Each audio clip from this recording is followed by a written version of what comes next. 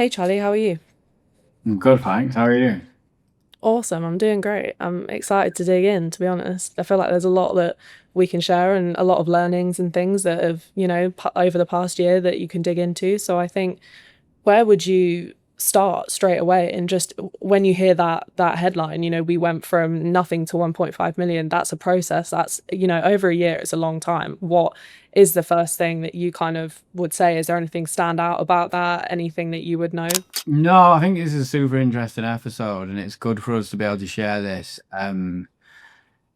Not just for credibility of Paradigm, but also because, like, we've actually living and breathing this, and it's been such a learning experience to kind of build this as an agency that have spent, 4 years. We're 4 years old this month, and we've spent 4 years working with our clients and on their own brands and scaling their own brands and kind of built up this war chest of learnings over the years that last year we decided to put into our own project. And it's just showed us so much and it's taught us so much more outside of our existing like wheelhouse of skills that we had that has just made us look at things from a different lens. I think it's so easy for an agency, for an external third party agency that are managing your Meta and Google. It's so easy for them to tell you that you need new content, for them to tell you that you need new product, for them to tell you that your product's a problem, for them to tell all these things that agencies kind of throw around,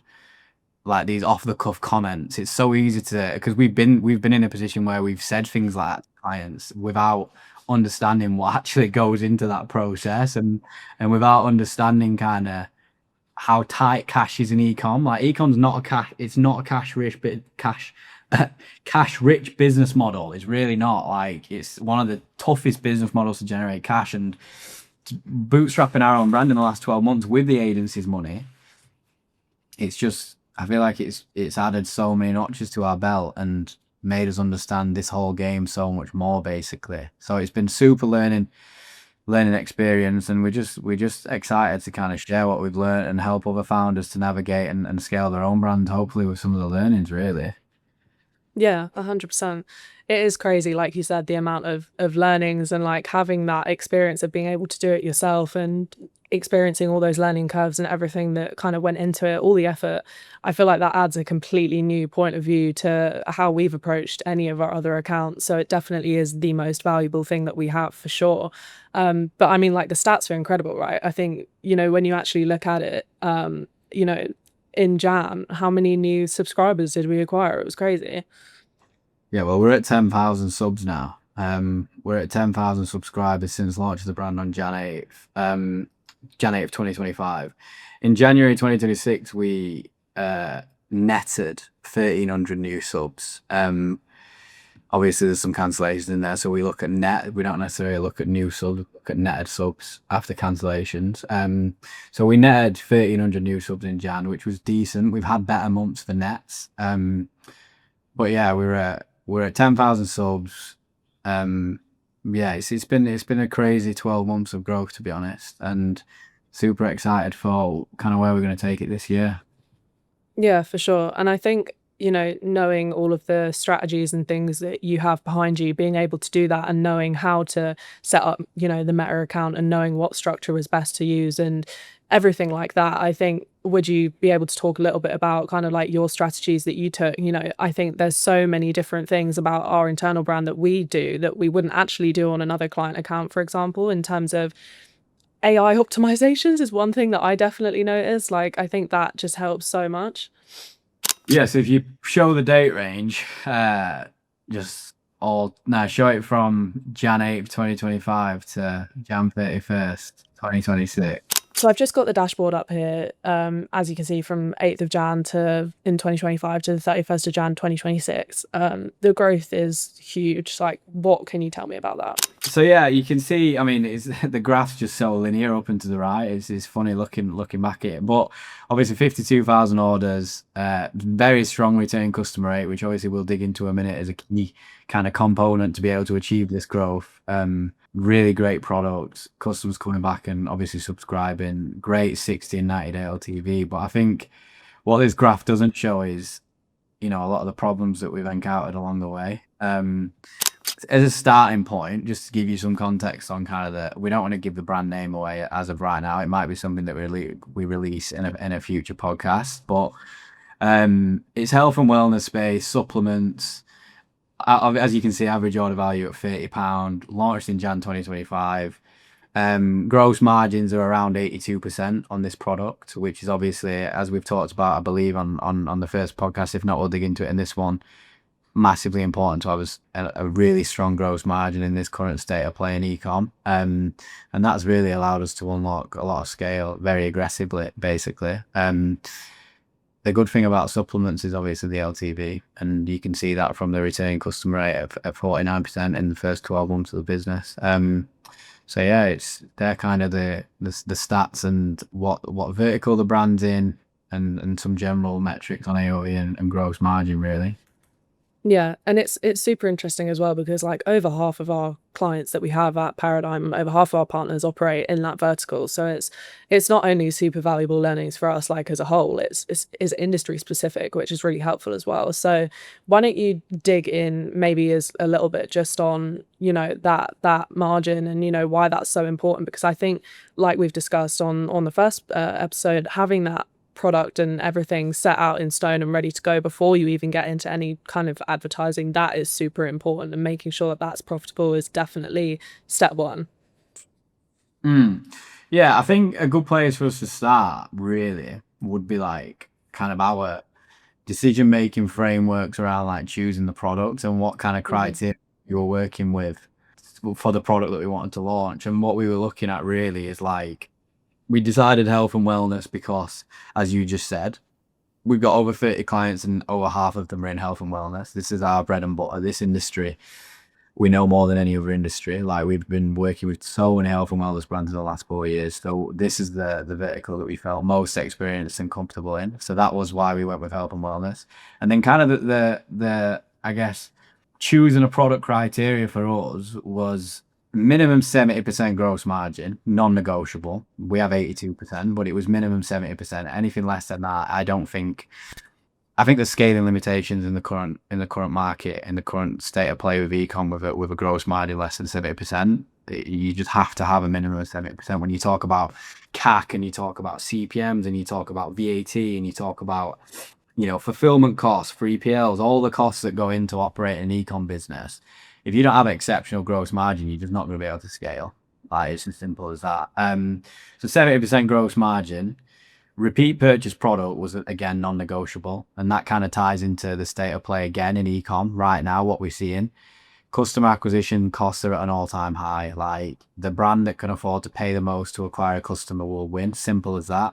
So for us, we had no interest in launching a brand where customers were only going to buy from us once. If we have to be super profitable on first order, the business is only so scalable because we're going to tap out our TAM, we're going to hit a ceiling, and, you know, that margin on first order is going to decrease and we're not going to be able to scale anymore. So repeat purchase, really, we would only, if we do launch further brands down the line, maybe we will, they'll all be repeat purchase products. We have no interest in going into the one-time purchase, one-time purchase space at all. TikTok Shop and Amazon Suitable were key kind of components in that decision making for us, because I think it's key. It's a lot. You have a lot of leverage as a brand if you can diversify long term into other channels, right? You don't want to be, although Shopify is a primary lever for us, and that's where probably 95% of our revenues came from in 12 months. This product has the potential and the ability to pivot into TikTok Shop and Amazon and grow revenue there as well. And the reason that's so important is because of CAC on Shopify. Like, CAC on Meta is as we talked about just before, CAC's crazy. And if we're in a position where we can't pivot into other channels and we're stuck with Shopify and Meta forever, again, that scale has a limitation there, because at some point your CAC is just going to become unfathomable and we have to scale back. So TikTok Shop and Amazon as channels, they provide a lot of complexity, they provide a lot of problems, but they also provide good margin. And, you know, for every product, whatever vertical you're in, whatever product you sell, if you can be on Amazon, Amazon is like minimum 50% of TAM for every product. There's a huge percentage of the population that will only buy from Amazon. they're Amazon Prime customers. They buy everything from Amazon. So if you're not there, if your product isn't visible on Amazon, you're going to lose wallet share. Simple as that. So Amazon was non-negotiable. TikTok Shop really presents other opportunities for us, such as growing TikTok Shop revenue, but also like we look at TikTok as a content production platform. We're producing a lot of content at a really cheap cost with affiliates. We send them product, they record videos, we get their permission to repurpose those videos across our other channels, and we look at it more of a, like I said, a cheap content production channel, as opposed to like our TikTok shop doesn't really do big numbers. Mm. It kind of just chugs along okay, but for us it's more of a content production platform at a really cheap, affordable cost. There's no other place right now where you can produce that much content at that price. So that's why it's a massive leverage point for any brand, really. And then I think the last point in the criteria that we looked at, and this is not for anything short term. This was more like looking at the long term of the brand, the long term vision. I think anytime you start any business, you've got to be playing a long term game. And for us, we wanted a product that could have the ability to cross over into mass market retail. Could we see it on the shelves in Holland and Barrett, in Boots, in Asda, in Tesco, and these places? Because ultimately, those those retail stores are just great for unlocking margin at scale. If you think about like brands that are only on Shopify and they don't have any retail revenue at all, their scale is just limited. It's just limited. It's simple as that, because your CAC can only go so far until it gets to a point where it's just not, it just doesn't make any sense. And if you have retail channels, that's great to unlock margin at scale. So that it's not something we've looked at as of yet. Is we've had a couple of conversations, but nothing more than that. It's something that we're going to be looking at in the longer term of the brand. But it was a massively important thing on the criteria for us, because again, we're always looking at the bigger picture, really. Yeah, that's crazy. I think like one of the things that really stood out to me there was you know, in terms of like what's important, you knew from day one, A, this is a long-term game, and B, that criteria is really important, especially with what you mentioned about different costs rising over time. Like I think looking at the stats of like how much it's increased over the past year or even like last couple of months, really it is crazy, and it is really interesting to see which brands are sinking or swimming right now. Like I think it's important that you've kind of built that up, and you knew from day one things are going to change, and I need to be prepared, and I need to know what I'm going to do to combat that, and what other, you know, levers I'm going to pull to make sure that we can stay afloat as a brand.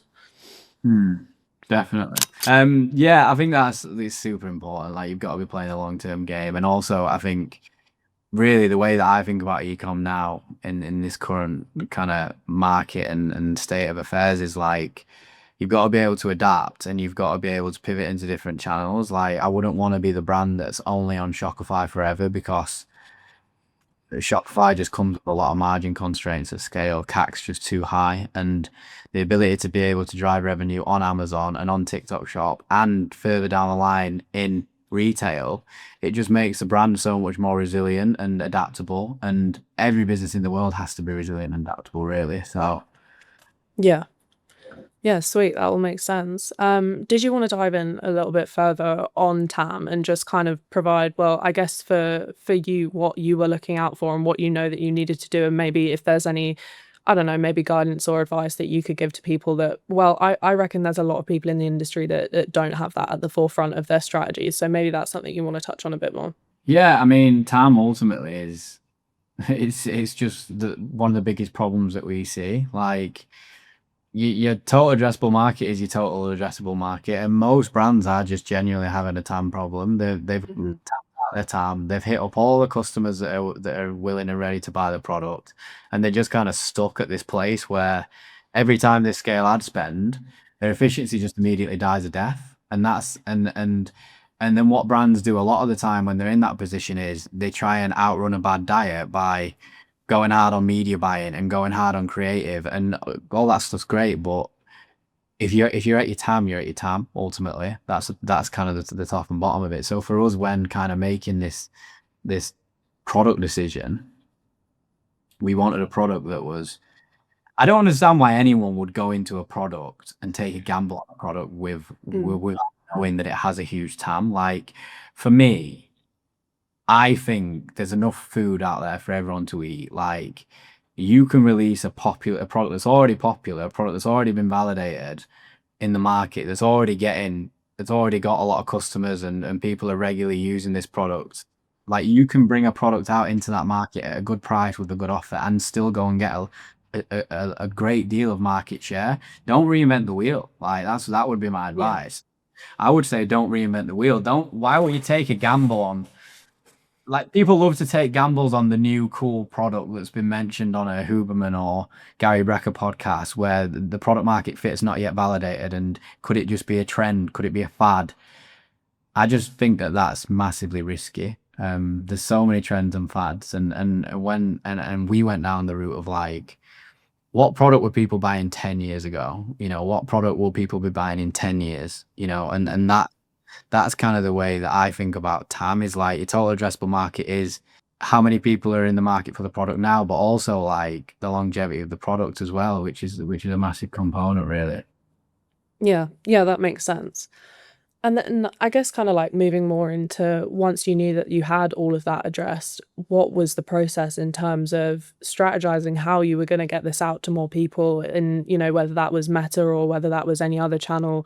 What was your approach in terms of, I guess you kind of knew you had all those fundamentals already, that you knew you needed masses of creative volume, you knew that you needed diversity, you knew you needed all of this. What does that look like? Yeah, I mean, our kind of route to market with this brand was our internal design team did all the branding, all the packaging, all the logos, all that stuff. We launched the brand, and we went straight to Meta. Like, you see a lot of gurus talking about how you shouldn't launch ads for a new brand. You should build it up organically, slowly. We don't know anything about organic. I'm just being candid. Like, organic's not our bag. We don't even post on the organic Instagram. And now I just don't believe in organic. I think it's bullshit. Like, organic reach has died a death slowly since ad channels became primarily ad channels. Like, we launched our ads on the first day that our product arrived in our 3PL, and that's it. We went straight to Meta. We didn't put any spend on any other channel, nothing on Google, nothing on any other channel. We started with about 100 quid a day on Meta, 7-day click CBO. Every bit of content that the brand had gotten, UGC, statics, everything that our team internally had produced, we just threw it all into one 7-day click CBO, and we just went after it, and we launched on 100 quid a day. And really, that initial January was a slow start, but we knew it would be. Like, we're very realistic on this approach. Like, we didn't expect to launch on day one and Chad scale it to the moon within 2 weeks. Like, we know, we've been doing this for a long time. We know that it takes time. You need to acquire data. And really, January for us, if I think back, we were doing a lot of offer testing. We were doing a lot of offer, and we were using different landing pages. Like, we basically built out the product page, and then we duplicated the product page in Replo twice. And so you had 3 product pages. You had the core one, and then you had duplicate 1 and duplicate 2. And on each product page, the only thing that was different was the offer. We tested different offers. We tested different bundles. We tested different pre-gifts. We tested different offers on all 3 of those kind of Replo landing pages. And we got a ton of data on what offer was working the best. Where were the objections? Where we're looking at Lucky Orange on Shopify, which is an app where you can screen record customers' behavior. We went after that, and we were watching customers on the website. Like, where are they stopping? Where are they bouncing? What are they reading the reviews? Is it do we need more social proof? Like, where are the objections? And kind of understanding where they were to address them, not only on the landing pages but also in our ads. And we found that, I don't want to go into too much detail because we don't want to release product as of yet, but we found certain objections that we were able to create really good creatives around, and we were able to address on the landing page, which then improved the conversion rate, and then improved the ad account, and then allowed us to scale more, really. So that's kind of been our approach, our route to Yeah. market with one 7-day click CBO on Meta, couple of different ad sets with the different offer landing pages in there. Never turned a single ad off. Like, in since January 8th, 2025, the day we launched the brand, We That would be a haven't shocker for some people. we've never turned off one creative, which is unpopular opinion. People are going to be thinking we're crazy, but it obviously works because, just imagine this business that's not turned off one creative in, 30 months of running ads and it's scaled to where it's at now, profitably bootstrapped. Surely that kind of puts a nail in the coffin for all these people that are preaching you need to be turning off volume drivers, right? Because it's we've never turned a single ad off, which is mad to say, but it obviously works, and no one will tell us otherwise.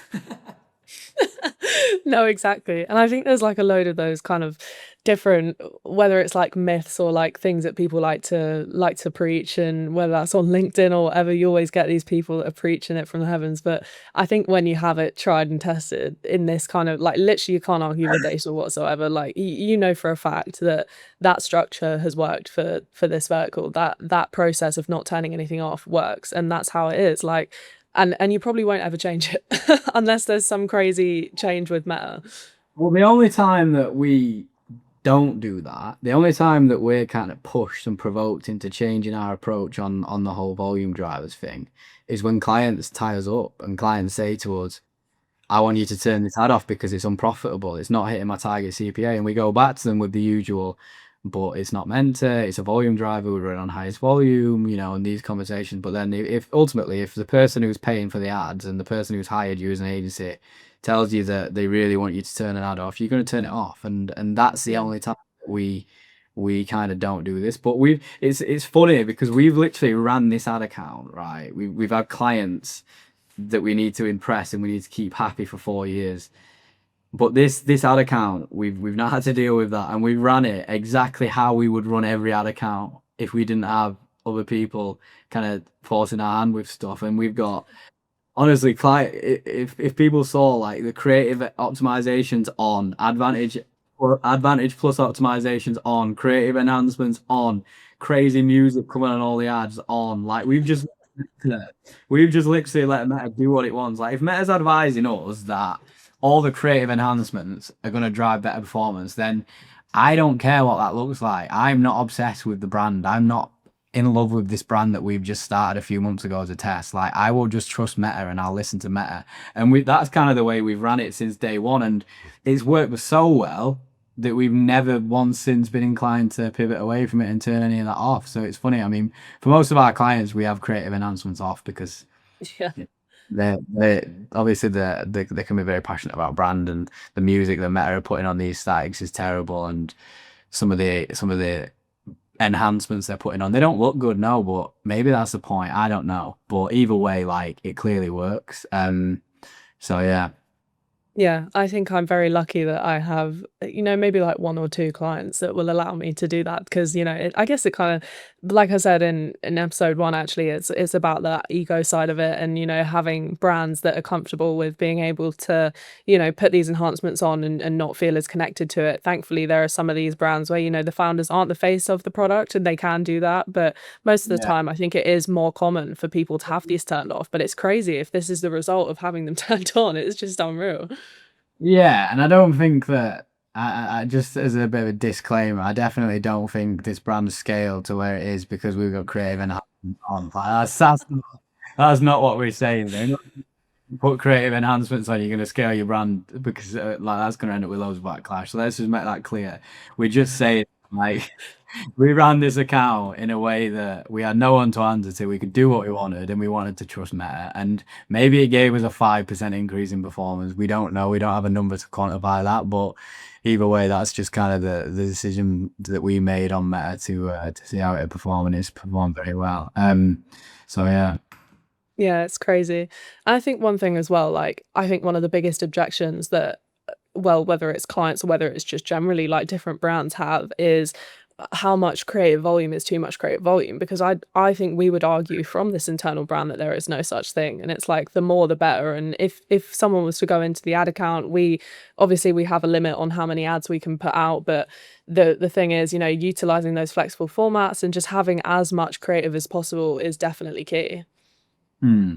Yeah, I mean, a common kind of myth that we call a myth at Paradigm, and something that we hate hearing is is budgets being spread too thin across creatives, right? And that's is a pet peeve. We hate hearing it. And that's and since we launched the brand, like that really couldn't be further away from our approach. Like budget being spread too thin. We've launched minimum of 100 creatives, new creatives every month since we launched the brand. Even when we were spending 100 quid a day, we were still pumping out like 20 Mhm. new creatives a week. So if budgets being spread too thin was a real thing, then I'm sure we would have felt it for this brand at such low levels of spend. But that's kind of the way that we've ran it since day one. And then obviously as ad spends increased in the last year, our creative productions also increased, right? So like now at this point, and I can't tell you the exact number, but I know that we're creating comfortably more than 200 new assets a month, and we kind of just running it in line with Andromeda and Meta's current best practices, which is obviously the two buzzwords that Meta are using is diversification and volume. So we're not spending time doing tons of variations on statics, changing a headline, changing a call to action, none of that stuff. Like we're pumping out a large volume of net new concepts every month, really. Yeah, and it's crazy as well, like, I think one of the biggest insights that we have from this internal brand as well is being able to look at what Meta's actually allocating the spend to in the ad account. I think what's super interesting is and what probably everyone should be doing, is looking into their ad account and seeing where is my spend actually going? Is it going to specific placements? Is it going to specific formats? And I think over the course of, this internal brand last year and having that grow from nothing to 1.5, I think like the stats are just ridiculous. It's crazy how much spend goes to one particular ad that if it was any other client, they would probably say to us, this particular ad has had so much spend and the return that they're seeing in Meta in terms of ROAS is obviously going to be awful. But the fact that it contributes to such a bigger, wider system is just something that I think you wouldn't understand unless you were in this position. No, definitely not. And something that people say to us all the time, clients and prospects that we speak to, and even what I see on LinkedIn all the time is like people hate. Everyone's so obsessed with trying to knock the top spender off its kind of uh, pedestal. Like they're like, oh, this top spender's spending 80% of budget. We need to get it off. We need to find the next one. We need to replace it. And it's like, you've obviously pulled the stats, which we'll share. Our single top spending ad since we launched the business has made up for 35.1% of total spend. And that ad is literally like, it's it's so bad. It's like, it's montage of clips, like different cut shots of people holding the product and AI video and stock video, and it's got a man's AI American voiceover on, and it's like a bad ad. It's not a good ad at all. But that ad has spent 35% of total budget in the last 13 months. It's obviously driven exponential scale for the business, and even the top five ads together, the top five ads when we filter by spend have spent 58% of total budget since we launched. So like, think about, let's say as an average we've created 200 ads a month in the last year. Think about how many ads that is in a 13-month period, right? We're talking like, I'm not great at maths, let me just pull the numbers. We're talking like nearly 3,000 creatives have been produced in 12 months. One of them spent 35% of budget, and the top five of them have spent nearly 60% of budget. And we just don't care. Like, it's not a consideration for us. We're not worried about that. We're not on a mission to try and find the next big spender. Like, we just trust Meta. And if Meta's pushing spend to those ads, that's fine. And we're also not worried about, like, what about these other, 2,500 creatives that have not gotten hardly any spend? Okay, that's fine. Like, we trust Meta. Cool. If Meta's going to push 60% of our spend to these top five creatives, then it must be the right thing to do. And that's kind of our approach. Yeah, definitely. And I think like the funniest thing as well is that it would be so easy to get fixated on these stats because I'm sure we'll show them up on screen, but like the top spending ad in the ad account for last year had an in-platform ROAS of 1.07. And if you said that to any kind of partner, I'm sure they would flip a switch like that just sounds awful when you say it out loud, and it has no impact, and it contributes to such a wider, ecosystem of the brand, and it's just crazy. Like, over what, 13 months, could you tell me what the Facebook ROAS is of the brand? No, I genuinely, I don't even know what our Facebook ROAS is in terms of like last 30 days, last 7 days, because it's just not a consideration point for us. Like, I don't care. We're obviously running on 7-day click, right? Just to clear that up, we've got a CBO that's on 7-day click. So our meta structure is designed to drive a better quality of traffic. And what does that mean? Well, it means that we're gonna have to take a hit on platform ROAS for that, because if we could easily put this on 7-day click, 1-day view, 1-day engage view, and our ROAS would be significantly better, but it wouldn't move the needle on the back end. Our revenue wouldn't change. If anything, over time it might even get worse. Maybe our media spend will become less efficient. So like, we don't care about ad account ROAS. Genuinely couldn't even tell you what it is. Like, it's just not a consideration point for us at all. We're looking Yeah. at first time impression ratio is kind of, because we have so much video content, we're looking at first time impression ratio, frequency, click through rates, conversion rate, cost per click. They're kind of the metrics that we're looking at to dictate inside of Meta what's working well. There's also a correlation between every single ad that you see in the top 5 spenders with a lower in platform ROAS. All of those ads have a significantly better first time impression ratio. And that's a clear and obvious correlation. Those ads are doing their part in the funnel. They're not driving the best 7-day click ROAS, but what they are driving is exponential new reach for the brand, first time impressions. And if you want to scale aggressively, you have to keep that tap turned on to the top of funnel. You have to, it's non-negotiable. So that's kind of been our approach there, if that makes sense. Yeah, definitely. And it's crazy, like, when you break it down like that, I think for us as operators that makes so much sense. But if you're maybe a founder that's doing this yourself and you're not hearing this all the time, you wouldn't think for that to be one of your North Star metrics. Like, I think it's definitely important for your internal brand to kind of look and know, like, what are your North Star metrics? What are you leading with when you're actually looking in there? If it's not platform ROAS, what is it? Yeah, it's North Star metrics for the brand since launch. Contribution margin always is the North Star, right? Which is like, it should be the North Star for every e-com brand. It's the truth. It's the cash in your bank. It's non-negotiable. We'll maybe put an equation on screen for people to go away and work that out. But after contribution margin, blended ROAS, right? So we understand, like, at what level does this business break even from a blended ROAS perspective, which is around a 2.1, 2.2. So anything above a 2.1, 2.2 blended ROAS is profit. Obviously, the higher we are above it, the more contributions there. And then after blended ROAS, 60-day and 90-day LTV. They're the two key metrics for us, because it's a subscription focused brand, because it's a high repeat purchase brand. We're looking at 60-day. Obviously, how much is a customer worth to us in 2 months, and how much is a customer worth to us in 3 months? 80% of our new customers, looking at the last 12 months on a rolling period, 80% of the new customers that the business has acquired have come in on a subscription versus one-time purchase. So the offer is built to drive people to subscribe. So 60-day and 90-day LTV are massively important metrics for us. Obviously, conversion rate, we're looking at that both on the website and in Meta. NCPA, obviously, because we want to know how much it costs to acquire a new customer. What I would say on NCPA is, for me, it's not as important as blended ROAS or blended CPA, because the good thing about subscription and wellness and high LTV brands is you've got that buffer coming from existing and returning, right? And that allows you to be able to afford to spend more on acquiring a new customer. So for us, like, we started to break even on new customer acquisition around August or September. So we were first order profitable for about 7 months. We were first order profitable.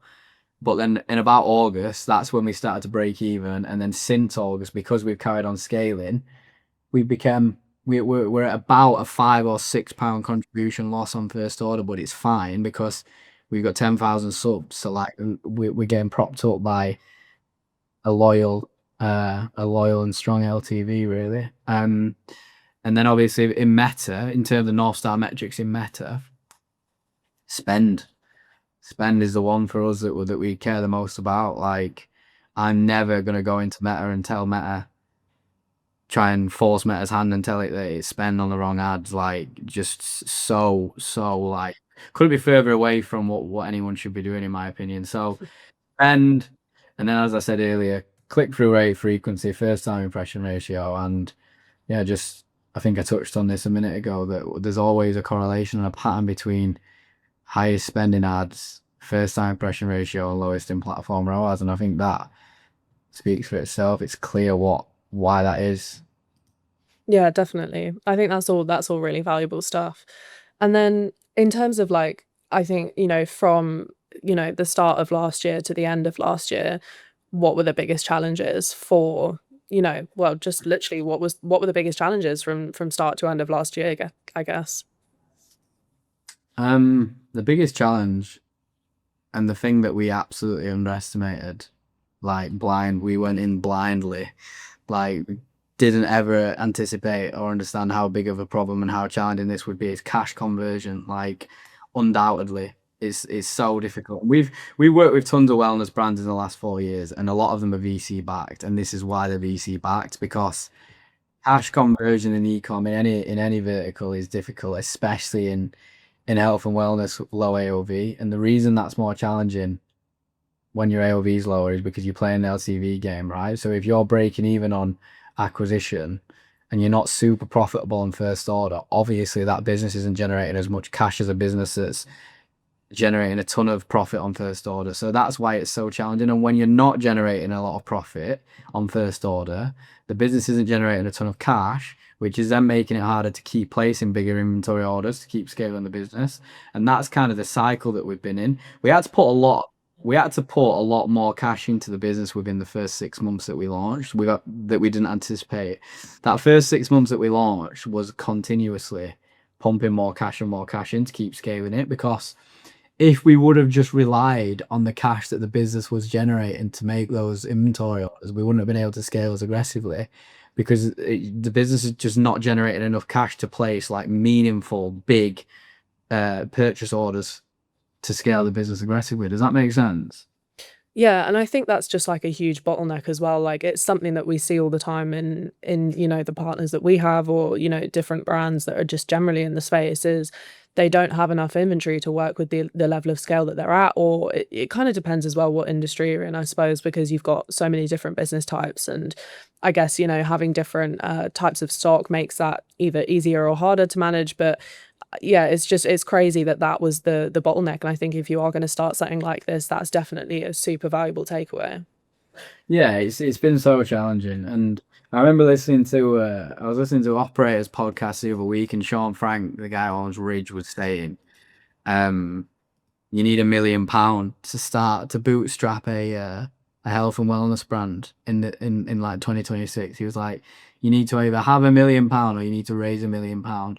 And genuinely, when he said it, I was like, I fully get what he means, because it is so it's so hard. The only way to do it is to keep pumping more and more cash in until the business gets to a point where it's generating enough revenue and enough contribution margin to place big enough orders. So that's definitely been the biggest challenge. And it's funny, what I would say on that is, I think obviously dealing with these kind of cash constraints and cash conversion cycle constraints, it's been interesting because I feel like we've just experienced our partner struggles more so than we ever had before.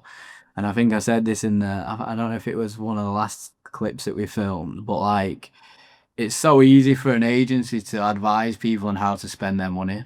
We just throw these comments around off the cuff, like, just buy more stock. Like, you keep selling out of your best seller, just buy more stock. Like, just bring out new product. This product's not performing as well anymore. We need a new product, or we need a new photo shoot. Go and get us a new photo shoot. This one's outdated now. And agencies throw around these comments, and again, like, we did this for 3.5 years. Like, we were one of them. We've no idea like what that actually entails, what that any of those activities require, whether it's bringing out a new product, whether it's buying more stock, whether it's spending 10 grand on a photo shoot, like all of these things that agencies that advise their brands to do willy-nilly, like it's nothing, are so cash intensive that it almost feels impossible at times.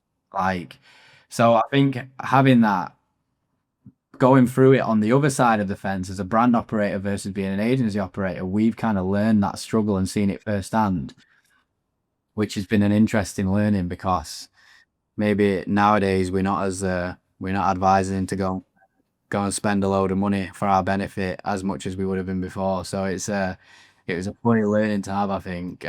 But aside from that, to be fair, like aside from the cash conversion cycle, everything else has been okay. And the main reason for that is obviously we've already got this growth system built out with Paradigm that we've used to scale many of our partners in the last 4 years. So really what we did is we plugged that system into our own brand, and that's the engine that's allowed it to scale. You know, the creative system and approach, the creative diversification and volume, the level of our creative strategists and the level of briefs that they're putting out, and the level of talent that we've got in the design team with the graphic designers and the video editors and the growth strategists that we've got that are efficiently buying media. Like we had all of this already, and that's what we've kind of built to be the like vehicle for growth for our clients.